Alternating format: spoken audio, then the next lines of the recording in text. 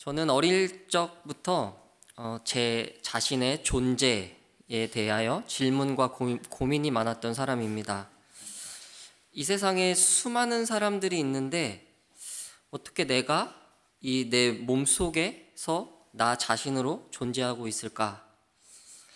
다른 사람들도 나처럼 이렇게 이 눈으로 이렇게 세상을 보고 나처럼 이렇게 손과 발을 움직이면서 나랑 똑같이 이렇게 살아가고 있을까? 저는 이런 생각을 하면서 참 인생이라는 게 신기하다 이런 생각을 했습니다. 그리고 또 초등학교 한 5학년, 6학년 때쯤은 이런 고민을 했던 기억이 있습니다. 내가 왜 수많은 그 시대들 가운데 1984년에 태어났을까? 그리고 나는 왜 이렇게 많은 나라들 가운데 한국에서 태어났을까? 혹시 여러분은 이런 고민해 보신 적 없으십니까? 또 만약 고민해 보신 분들이 있다면 이런 각자의 답을 내려보셨습니까? 제가 친구들에게 이런 질문을 하면 이런 반응을 많은 친구들이 했던 것 같습니다. 뭘 그런 걸 궁금해 하냐는 거예요. 그냥 태어났으니까 사는 거지. 그냥 태어났으니까 잘 먹고 잘 살기 위해 그냥 사는 거지. 저는 오늘 말씀을 통하여 저와 여러분의 인생은 그냥 태어났기 때문에, 그냥 존재하게 되었기에, 그렇기 때문에 그저 잘 먹고 잘 살려고 그냥 살아가려고 하는 것에 결코 있지 않다는 것을 밝히려고 합니다. 저와 여러분의 존재 목적은 그것과는 비교도 안 되는 크고 놀랍다는 사실을 저와 여러분이 이 시간을 통하여 주목하기를 원합니다. 오순절 성령 강림, 사도행전 2장에 기록되어 있는 단회적인 사건이자 성경에 단번에 수많은 사람들에게 동시에 임한 이 놀라운 사건, 성령 하나님이 동시에 임한 이 놀라운 사건은 성경 전체를 통틀어서도 손에 꼽히는 놀라운 사건이고, 동시에 하나님의 구원 역사에 정말 한 획을 그은 특별한 주님의 은혜임을 고백합니다. 그렇다면 여러분은 이 사건을 어떻게 이해하고 계십니까? 성령이 갑자기 불처럼 임해서 수많은 사람들이 갑자기 방언을 했다. 그러니 우리도 성령 충만을 받고 방언을 하자. 이런 말씀일까요? 오순절 성령 강림에 담겨있는 주님의 놀라운 은혜를 더 깊이 알기 위해서는 인류의 시작으로 가보는 것이 필요합니다. 지금 우리가 함께 볼 이 사건은 그 당시의 시점과 깊이 연관되어 있기 때문입니다. 우리 함께 창세기로 가보시죠. 창세기 6장입니다. 창세기 6장 1절부터 3절인데요. 우리 함께 한 목소리로 읽어보시죠. 시작.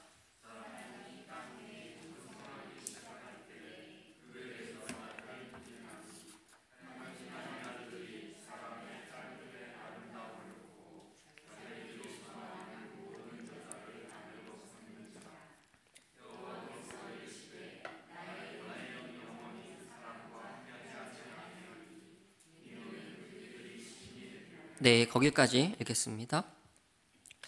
사람은 하나님의 창조 목적과는 다르게 타락합니다. 스스로 하나님이 되고자 했습니다. 그리고 3절 밑에 5절부터 보시면 사람을 지으시고 보시기에 좋았더라 말씀하신 하나님이 사람의 죄악이 이 세상에 가득함과 그 마음의 모든 계획이 악함을 보시고 땅 위에 사람을 지은 것을 한탄하시고 근심하십니다. 다시 3절로 가보시죠. 3절에 보면 어떻게 되어 있습니까? 여호와께서 이르시되 나의 영이 영원히 사람과 함께 있지 아니하리니. 하나님은 인류의 첫 시작에서 얼마 지나지 않아서 자신의 영을 타락한 사람들과 영원히 함께 있지 않겠다고 말씀하셨습니다. 그런데 이 말씀을 하신 후 수천 년이 지나 예수님이 승천하신 이후에 하나님은 자신의 영을 친히 사람들에게 부어주셨습니다. 놀랍지 않으신가요? 또 저만 놀랍나요? 그냥 내버려 두시지. 이 세상에 죄악이 가득하고 우리 마음에는 언제나 악함이 있고 주님의 창조 목적에는 완전히 벗어나서 그냥 제 서견대로 그냥 이 세상 잘 먹고 잘 사는 것을 목적으로 하여 살아가고 있는 소망 없는 사람들, 그리고 그 사람 중에서 여전히 숨을 쉬며 존재하고 있는 저와 여러분에게 그분은 나의 영을 영원히 사람과 함께하지 아니하리라, 나의 영이 너희에게 함께하게 두지 않겠다라는 선언을 돌이켜서 왜 자신의 영을 친히 부어주셨을까요? 우리 요엘서로 한번 가보겠습니다. 예수님이 승천하시기 전에 제자들에게 너희가 몇 날 못되어 성령 세례를 받을 것이라고 말씀하시는데, 이 말씀은 예수님이 갑자기 처음 하신 말씀이 아닙니다. 구약시대의 요엘서에 하나님이 약속하신 말씀입니다. 우리 요엘서 2장입니다. 12절부터 14절까지 보시죠. 제가 읽어드리겠습니다. 요엘서 2장 12절에서 14절입니다. 여호와의 말씀에 너희는 이제라도 금식하고 울며 애통하고 마음을 다하여 내게로 돌아오라 하셨나니 너희는 옷을 찢지 말고 마음을 찢고 너희 하나님 여호와께로 돌아올지어다. 그는 은혜로우시며 자비로우시며 노하기를 더디하시며 인애가 크시사 뜻을 돌이켜 재앙을 내리지 아니하시나니 주께서 혹시 마음과 뜻을 돌이키시고 그 뒤에 복을 내리사 너희 하나님 여호와께 소제와 전제를 드리게 하지 아니하실는지 누가 알겠느냐. 타락한 자신의 백성들을 향하여 요엘 선지자의 입을 통하여 선포하신 하나님의 호소입니다. 이제라도 울며 애통하며 마음을 다해 나에게 돌아오너라. 너희는 옷이 아니라 마음을 찢고 나에게 돌아오너라. 우리가 믿는 하나님은 은혜로우시며 자비로우시며 노하기를 더디하시며 인애가 크기 때문에 뜻을 돌이켜 재앙을 내리지 아니하시리니 주께 돌아오라. 혹시 주님이 받아주실 줄 누가 알겠느냐. 그러나 이들이 돌아오나요? 이들이 마음을 찢고 애통하며 자신의 창조주에게, 자신의 영원한 사랑이 되시는 그분에게 돌아갑니까? 아니요, 그렇지 않습니다. 성도 여러분, 예수 믿기 이전의 삶을 기억하고 계십니까? 성령 하나님이 여러분과 함께 하기 전의 삶, 저는 주님보다 좋은 것이 참 많았습니다. 저는 이 세상에서 정말 높아지고 싶었고, 이 세상에 한번 태어났으니까 이름 한번 크게 날리고 싶었습니다. 여러분은 어떠셨습니까? 그런데 저와 여러분이 그분을 알지 못하고 전혀 관심이 없이 그저 태어난 인생 즐기자, 나를 위해 살자, 나의 가족들만을 위하여 살아가자, 그리고 이렇게 실제로 살아갔던 시간 동안 주님은 끊임없이 여러분을 향하여 돌아올 것을 호소하고 계셨다는 것을 알고 계셨는지요? 저에게는 그런 분이 저희 어머니였습니다. 제가 주님을 멀리 떠나 있을 때도 어머님은 끊임없이 저를 위하여 기도해 주고 계셨어요. 저는 알지 못했지만. 그리고 주님은 어머님을 통해서 저에게 호소하셨습니다. 너 언제까지 그러고 살래? 그런데 저는 꿈쩍하지 않았습니다. 혹시 여러분 가운데, 여러분 자녀들 가운데 믿지 않는 분들이 있다면 기도하여 주십시오. 그리고 또 혹시 지금 앉아있는 이 자리에 주님을 아직 만나지 못한 분들이 계실까요? 우리가 지난 시간에 살펴보았죠. 아무리 오랜 신앙생활을 한다고 해도, 그리고 직분의 자리를 맡고 있다고 하여도 주님을 만나는 것을 보장해 주지 않는다고 했습니다. 그리고 우리는 경험적으로도 알고 있습니다. 교회에서는 신실하지만 가정에서, 직장에서 얼마든지 예수님 없이 살아갈 수 있습니다. 그런데 성도 여러분, 저와 여러분이 예수님 없이 살아가는 일상에서도 주님을 멀리 떠나 주님이 희미해졌을 때조차도 주님은 포기하지 않으시고 여러분에게 호소하고 있습니다. 나에게 돌아오라. 옷이 아니라 마음을 찢으라고 말씀하십니다. 성도 여러분, 마음을 찢고 주님께 돌아가십시오. 그러나 이런 요엘 선지자의 호소에도 이스라엘 백성은 반응하지 않습니다. 주님은 너희 회개하라. 회개하지 않으면 너희는 멸망하고 포로가 되어 끌려갈 것이다. 너희는 심판받을 것이다. 그러니 회개하라 호소하셨지만 그들은 순종하지 않았습니다. 그런데 잘 보면 여기에 돌아오라는 말씀을 하시는 동시에 하나님은 동시에 또 다른 약속을 하고 계십니다. 주님의 놀라운 은혜가 바로 여기에 있습니다. 그들이 하나님의 호소에도 순종하지 않기 전에, 그러니까 이 사람들이 그 말씀에 불순종하기 이전에 내가 너희에게 줄 구원의 약속과 축복을 먼저 약속하고 있습니다. 우리 요엘서 18절을 한번 보실까요? 그때에 이렇게 되어 있죠. 2장입니다. 그때에 여호와께서 자기의 땅을 극진히 사랑하시어 그의 백성을 불쌍히 여기실 것이라. 그리고 27절을 한번 보실까요? 내가 이스라엘 가운데 있어 너희의 하나님 여호와가 되고 다른 이가 없는 줄 너희가 알 것이라. 내 백성이 영원히 수치를 당하지 아니하리로다. 하나님은 나의 백성을 내버려 두지 않겠다 이렇게 하십니다. 너희에게 나 이외에는 다른 이가 없는 줄을 내가 똑똑히 보여주겠다. 나의 백성은 영원한 수치에서 건진받을 것이다. 그리고 28절이 이어집니다. 그 후에 내가 내 영을 만민에게 부어주리니 너희 장녀들은 장래를 말할 것이며 너희 늙은이들은 꿈을 꾸며 너희 젊은이들은 이상을 볼 것이며 그때 내가 또 내 영을 남종과 여종에게 부어줄 것이며. 우리 첫 봤죠? 창세기에서 내 영이 너희와 함께하지 않을 것이다. 요엘서에서 너희를 심판하고 멸망하겠다. 그러면서 주님은 뭐라고 약속하고 있습니까? 내 영을 만민에게 부어주리라. 구약시대에는 성령 하나님은 특별한 사람들에게만 부어졌습니다.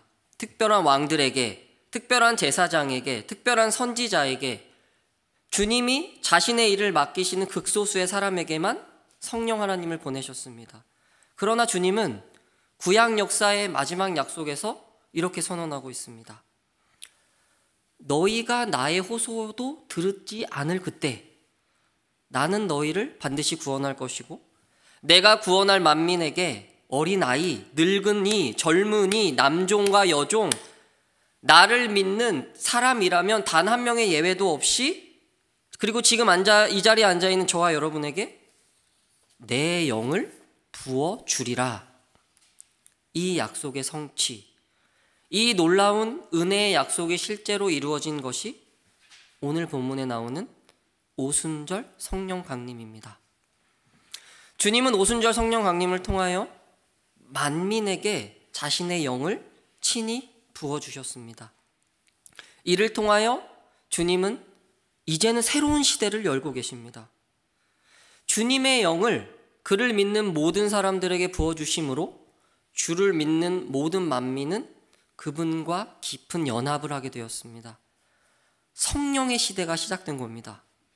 그리고 저와 여러분은 그 성령의 시대에 살아가고 있는 겁니다. 여러분의 존재의 목적이 보이십니까? 하나님은 자신의 구원 역사의 한 복판에 저와 여러분의 인생을 두고 계십니다. 주께서 열으신 그 성령의 시대, 은혜의 시대에 자신의 영을 저와 여러분에게 부어주시고 여러분의 인생을 그 가운데 놓아놓으시고 자신의 은혜를 여러분이 보기를 원하고 계십니다. 요엘서의 그 놀라운 약속이 사도행전에서 성취되었습니다. 우리 사도행전으로 가보실까요? 다락방에 사람들이 모여 있습니다. 120명의 사람들이 기도하고 있었습니다. 예수님의 약속을 기다리며 합심하여 마음을 같이하여 성령 하나님을 기다리고 있었습니다. 그리고 드디어 어떤 날이 되었냐면 오순절이 되었습니다. 이게 우리에게 다 와닿지 않아요, 그죠? 그냥 우리로 따지면 추석이 되었다 뭐 이런 말이랑 비슷해요. 이런 큰 명절인데 이게 우리에겐 다가오지 않는데, 이 오순절은 구약시대의 세 가지 절기, 큰 절기 중에 하나입니다. 농사를 지으며 보리를 처음 수확하던 것에 대하여 하나님께 감사했던 절기입니다. 그래서 오순절은 맥추절 들어보셨죠? 맥추절이라고도 하고 칠칠절이라고도 합니다. 이 오순절은 6월절로부터 50일이 되는 날입니다. 그러니까 예수님이 이때쯤 십자가에 달리셨잖아요. 그러니까 예수님이 부활하시고 승천하시기까지가 40일이라고 했습니다. 그리고 10일이 정도가 더 지난 겁니다. 그럼 50일이 된 거죠. 시점으로는 5월 말 정도, 6월 초 정도, 이 정도가 됩니다. 그리고 유대인들은 오순절에서 시내산에서 자신들이 율법을 받았다, 그날 받았다고 여기고 있습니다. 그러니까 이 오순절이라는 날은 추수, 하나님이 주신 것에 대한 감사와 추수 거둬들이는 것, 그리고 동시에 하나님의 율법을 받은 율법의 수여라는 이 두 가지의 상징을 가지고 있습니다. 그리고 그 날이 그대로 오순절 성령 강림을 통하여 그리스도인들에게 연결되었습니다. 예수님을 믿는 자신의 새로운 이스라엘 백성들에게 자기 자신인 하나님을 그들에게 두시기 위하여 수여하신 거죠. 그리고 동시에 이 세상에 있는 영혼들을 추수하기 위하여 성령 하나님이 오신 것입니다. 그때의 사건을 오늘의 본문은 아주 자세히 묘사하고 있습니다. 120명이 우리 아마 여기 예배당에 꽉 찼겠죠. 그 정도 열심히 기도하고 있는데 호련히, 갑자기라는 말이죠, 하늘로부터 급하게 강한 바람 같은, 바람이 아니라 바람 같은 소리가 있었다, 이렇게 기록하고 있습니다. 그리고 그것이 그 모인 장소에 가득했다라고 말합니다. 그 다음에는 조금 더 원어적으로 해석해 보자면 마치 불처럼 이렇게 갈라진 혀들이 각 사람에게 임하였고 모든 사람에게 동시에 그것들이 임하였다고 기록되어 있습니다. 그리고 이때의 시간이 오전 9시입니다. 그리고 성령 하나님의 임재를 받은 사람들이 어떻게 됩니까? 4절에 보면 그들이 다 성령의 충만함을 받고 성령이 말하게 하심을 따라 다른 언어들로 말하기 시작하니라. 자, 이 말씀을 이렇게 오해하면 안 됩니다. 흔히 많은 한국 교회에서 이제 잘못 가르치던 시대가 있었죠. 방언을 받은 것이 성령을 받은 것과 동일시했던 시대가 있습니다.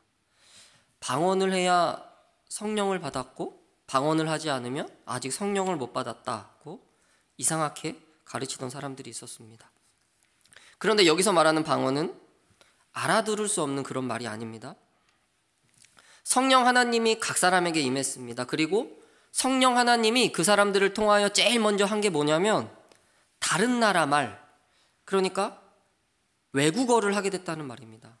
우리가 한국 사람들이라면 성령이 임하자마자 우리 입에서 미국말, 일본말, 중국말, 우리가 평소에 하지 못했던 그 사람들은 알아들을 수 있는 그 나라 말을 하게 되었다는 말입니다. 자, 그렇다면 질문이 생깁니다.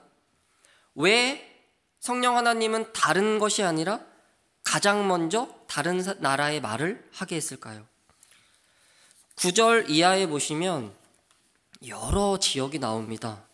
굉장히 많은 지역이 나오죠. 그리고 이 지역의 언어들을 다 했다는 겁니다. 이 학자마다 이 수가 조금은 다른데 이 성령을 받은 초기 교회 사람들이 약 15개에서 30개 정도의 나라의 말을 각자 서로 했다고 이해하고 있습니다.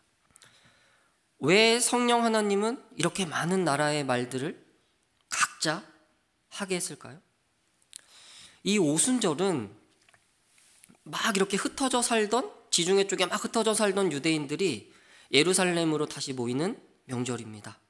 그렇기 때문에 오순절에 성령이 임한 것은 이 흩어져 있던 예수 믿지 않고 살던 이 수많은 영혼들이 예루살렘에 이렇게 모여 있는데 그 영혼들에게 알아들을 수 있는 말로 그들의 문제를 해결하기 위하여 성령 하나님이 오신 것과 연관이 있습니다. 혹시 인류의 최초의 언어가 하나였던 것을 기억하십니까? 바벨탑 사건이죠. 하나님이 이 세상의 모든 사람들을 처음에는 하나의 언어로 창조하셨어요. 그런데 사람들이 하나님처럼 높아지려고 애를 쓰자 하나님이 쓰신 방법은 언어를 섞어 놓은 것입니다. 서로 알아듣지 못하게 하셨습니다. 그러니까 원래 서로는 하나였는데 같은 말을 쓰는 우리는 한 가족이었고 끈끈한 사람들이었는데 하나님이 흩어놓으셨습니다. 왜 흩으셨습니까? 사람이 하나님처럼 되고자 하여 하나님 이제 필요 없다고 사람들이 선언했기 때문에 창세기 11장에 가시면 이렇게 말씀하고 있습니다. 우리가 내려가서 거기서 그들의 언어를 혼잡하게 하여 그들이 서로 알아듣지 못하게 하자. 여호와께서 그들을 온 지면에 흩으셨으므로 그들이 그 도시를 건설하기를 그쳤더라. 이 말씀의 시작에 보면 우리가 내려가서 이렇게 되어 있습니다. 이 우리가라는 말에 성부, 성자, 성령 하나님이 어렴풋이 나오고 있습니다. 그러니까 성령 하나님이 이 세상에 내려오셔서 언어를 흩으신 겁니다. 사람을 흩으셨습니다. 그런데 오순절 성령 강림 때 성령 하나님이 이 세상에 임재하셔서 무엇을 하시냐면 이제는 주님의 약속을 믿는 예수 그리스도를 믿는 모든 사람들에게 임하셔서 가장 먼저 하신 일이 무엇이라는 겁니까? 그들이 알아듣는 수많은 하나님이 친히 흩으신 그 수많은 언어로 말하게 하셨다. 왜요? 다른 나라 말을 하고 있는 사람들, 그러니까 예수를 알지 못하고 듣지 못하고 흩어져 살아가고 있던 사람들, 우리 11절에 뭐라고 되어 있냐면 사도행전 11절에 2장 우리가 다 우리의 각 언어로 무엇에 대하여 말하고 있습니까? 하나님의 큰 일을 말함을 듣는도다. 저는 이 부분을 이렇게 묵상하면서 평소에는 그냥 이렇게 읽고 넘어갔던 부분인데 하나님의 놀라운 의미와 역사가 깊이 담겨 있다는 것을 알게 되었습니다. 성령을 받은 사람들은 갑자기 막 중국말로 안녕하세요? 뭐 니하오마? 발음 괜찮았죠? 니하오마? 뭐 일본어로 뭐 곤니찌와? 뭐 밥 잘 먹었니? 이런 말을 한 게 아닙니다. 무슨 말을 했다고 되어 있습니까? 성령 받은 사람들은 각자의 언어로 의미 없는 말들을 막 서로 막 했던 그런 게 아니고 모두 다 다른 언어로 15개에서 30개의 다른 언어로 막 다르게 말하고 있지만 말하는 내용은 하나였습니다. 그 내용은 뭐냐면 하나님의 큰 일. 성령 하나님의 첫 사역은 흩어진 언어를 통합하셨습니다. 못 알아듣던 사람에게 하나님의 큰 일을 알리기 위하여 서로 단절되어 있던 너희들을 하나님의 큰 일로 하나 되게 하기 위하여 하나님과 단절되어 있던 사람들에게 친히 찾아오셔서 자신의 영을 통하여 서로 화목하게 하시고 하나로 묶으시기 위하여 이 세상에 오신 것입니다. 이 세상에 수많은 그리스도인들이 있습니다. 서로 언어도 다르고 서로 문화도 다릅니다. 우리 교회의 지체들도 마찬가지입니다. 저 사람과 나는 많이 다릅니다. 생각도 다르고 태어난 날도 다르고 태어난 곳도 다르고 언어도 다릅니다. 나이도 다르고 모든 것이 다릅니다. 그러나 성령 하나님은 같습니다. 그분이 주를 믿는 백성들을 묶으셨습니다. 이것이 저와 여러분의 존재의 목적입니다.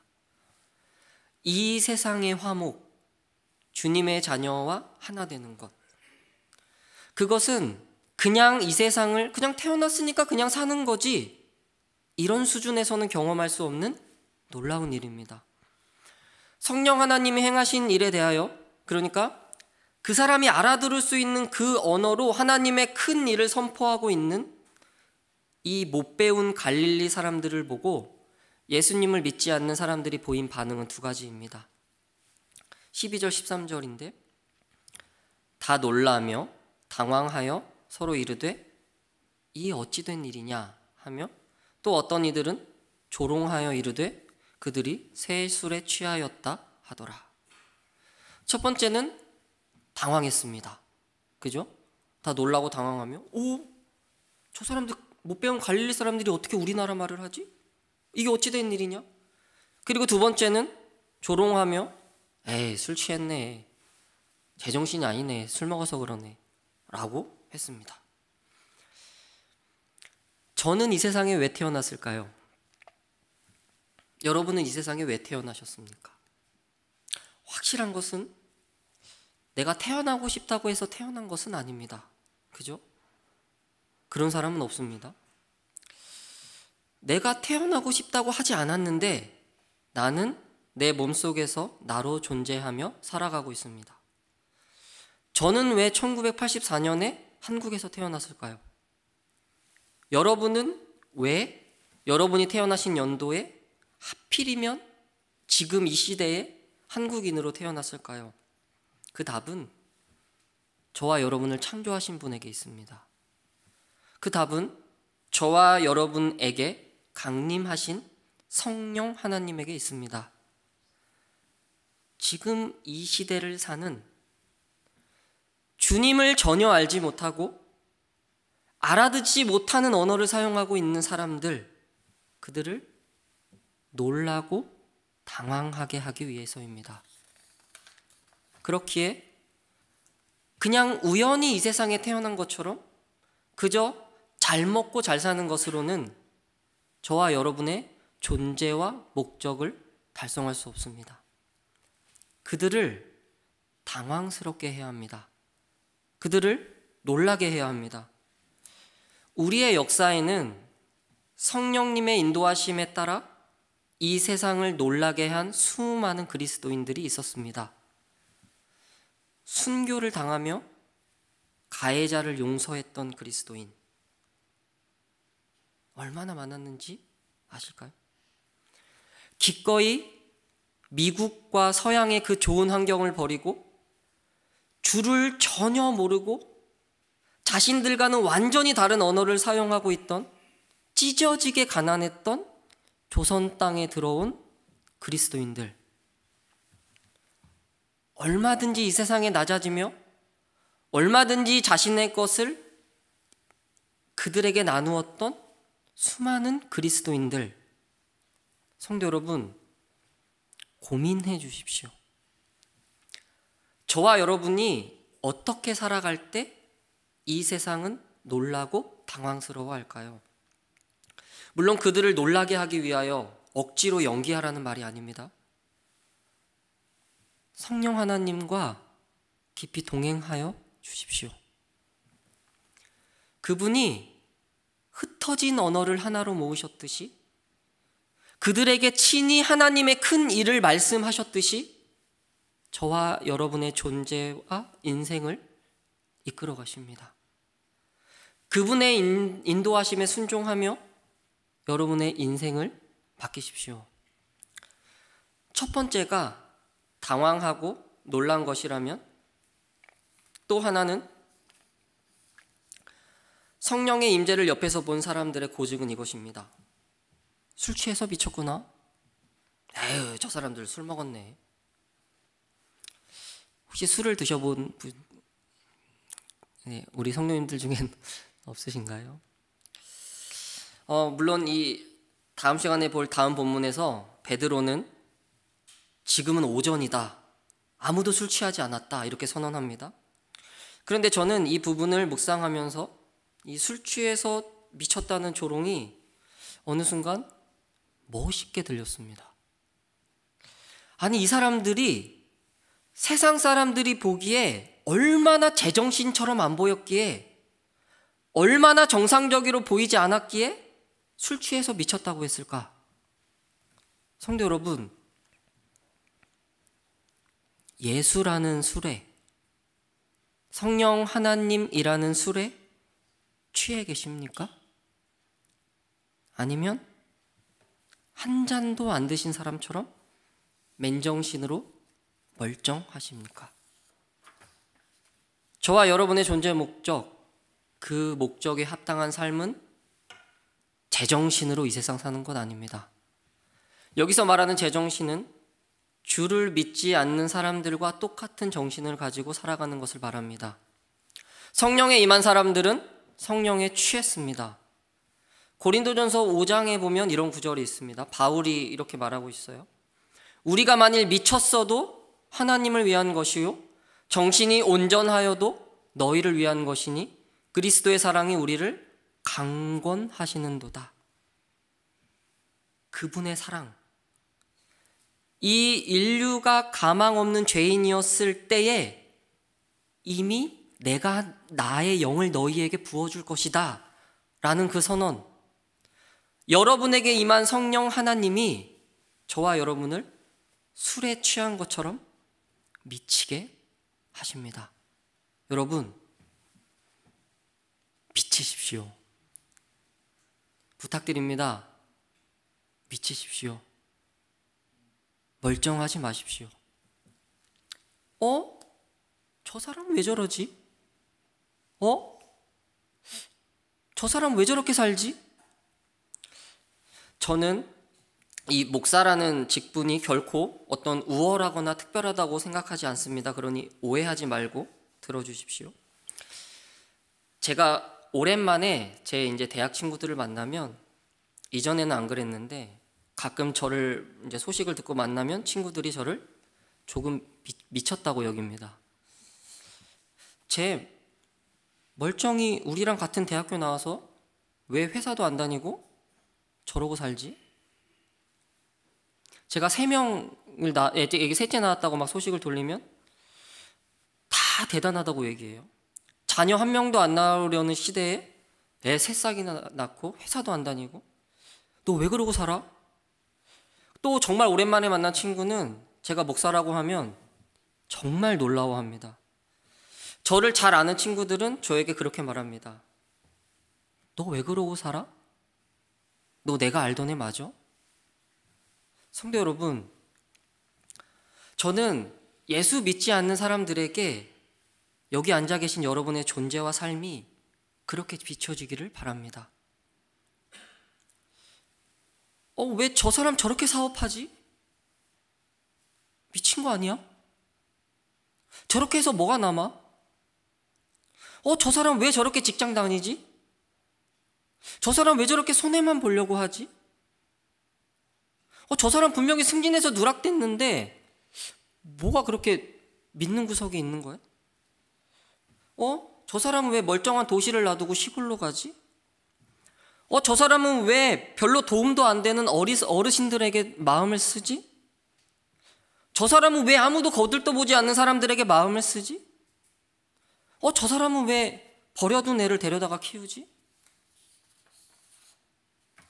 세상은 여러분이 이렇게 살아갈 때 조롱할 겁니다. 너 미쳤구나. 적당히 믿어. 적당히 신앙생활해. 여러 가지 종교들 중에 그냥 하나일 뿐이야. 주일에만 나가고 너의 생활도 좀 챙겨. 건강도 좀 챙기고 적당히 좀 해, 적당히. 아니요. 주님은 저와 여러분의 존재와 목적이 내가 널 지금 이 시대에 태어나게 한 이유가, 내가 지금 너희가 이 세상을 살아가게 하는 이유가 그것이 아니라고 하십니다. 오늘의 말씀은 저와 여러분에게 이렇게 말씀하고 있습니다. 예수로 미쳐라. 성령이라는 술을 마셔라. 그리고 그분의 인도하심에 너의 삶을 내던져라. 그럴 때 비로소 세상은 여러분의 삶을 궁금해할 것입니다. 너 뭐 믿고 그래? 너 지금 큰 병에 걸렸는데 너 왜 이렇게 태연해? 지금 네 삶은 정말 저 사람들에 비하면 보잘것없는데 너 뭐가 그렇게 싱글벙글이야? 나도 네가 믿는 그것 좀 말해줄래? 그때 비로소 그들에게 하나님의 큰 일을 말씀해 주십시오. 성도 여러분, 세상의 조롱에 낙심하지 마십시오. 너 그거 정상 아니야 할 때 무엇이 진짜 정상인지 잊지 마십시오. 술을 드셔본 분들이 있으면 조금 더 이해가 되실 텐데, 취하면 어떻습니까?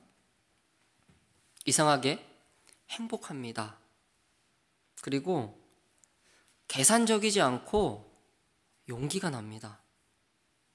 저와 여러분의 힘으로 신앙생활 하는 것이 아닙니다. 성령의 힘으로 그분의 힘을 빌어 살아내십시오. 멀쩡하게 점잖게 사지 마시고 미친 사람처럼 뜨겁게 강렬하게 얼굴이 달아오르고 가슴에 심장이 쿵쾅쿵쾅 뛰고 그분의 영이 나에게 임하였다니, 그분의 영이 없을 때의 나의 삶이 어땠는데 그런 나에게 그분의 영이 임하였다니, 내가 이제는 나 혼자 사는 것이 아니라 그분의 영과 함께 살아가고 있다니, 이것이 얼마나 큰 은혜인지 아시길 바라며 그 성령 하나님과 함께하는 여러분의 인생을 뜨겁게 살아가십시오. 주의 자녀로 예수에 취하여 기꺼이 그분의 창조 목적에 맞게 살아가는 저와 여러분이 되기를 주의 이름으로 축원합니다.